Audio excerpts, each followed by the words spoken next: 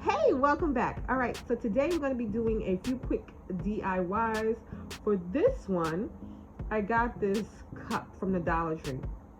And I'm going to just cut off the side pieces. You can leave it on if you want, but I just sawed mine off. You can use a Dollar Tree saw if you want. When you saw it off, you are going to have little holes there, but I said that's all right because it's going to be in the back.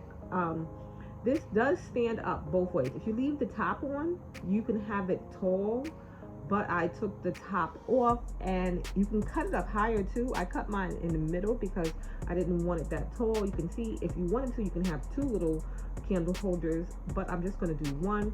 And I'm going to sand down all the rough edges from where you sawed at. I'm going to have these holes in the back, but like I said, I'm going to turn it around. You could fill them in, and then I spray paint it, and this is how it turned out.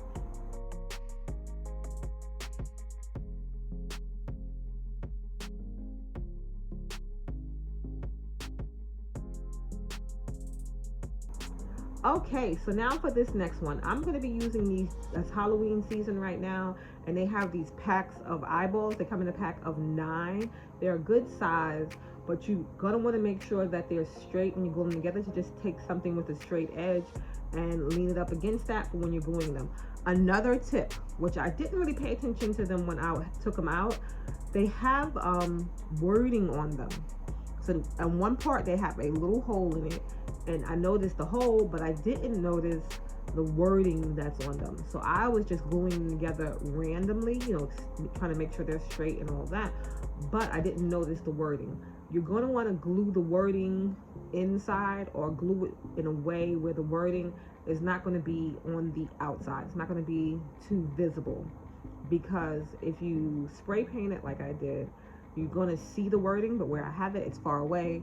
You don't notice it. But if you're going to be up close on it, you're not going to want to see the wording. So once you make all your rows that you have, I came in and I added an extra row. But once you make all the rows that you have and you glue those together, then you're going to stack those on top of each other and just put a little bit of glue. You don't want to use too much glue, because then again too, you'll see that. You're just going to glue it together, let it dry, and then you'll come back and you'll paint it. This would also look good with a textured paint, or if you want to make a faux candle and put a fake wick in it, it would look like a bubble candle. So there's multiple ways that you can do this, but I use this hammered spray paint, and this is how it turns out.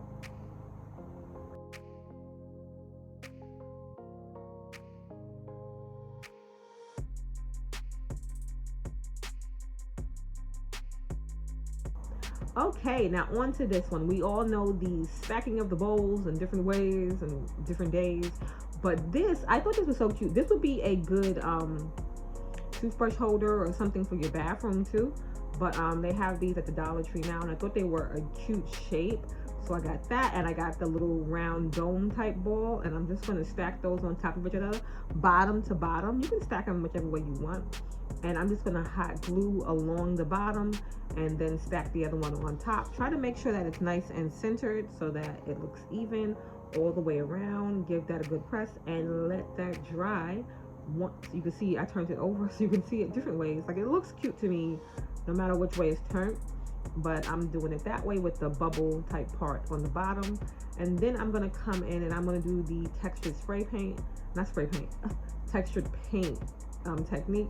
I'm just going to take a little bit of acrylic paint, and then I didn't want it to be like white, so I just took a little bit of this kind of a mustard color paint and just put a little drop in there, mixed it up, and gave it like a natural kind of color.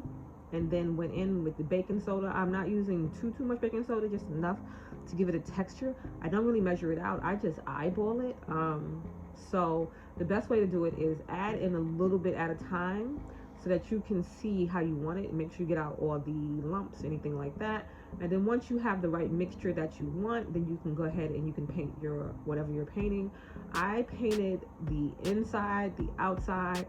Make sure if you're doing it this way, you're getting the cracks, the underneath, all of that, because you don't want any of that out, And I did 2 coats of it. So once I was done with this first coat, like I said, I did inside and outside, even the bottom piece, because you use less coats if you do the inside, because it's a glass, you can see through it, so you can see the other color in the inside. Once that coat dried, I came and I just dabbed it so that it got texture. So I just did the second coat with that, and that's how it turns out.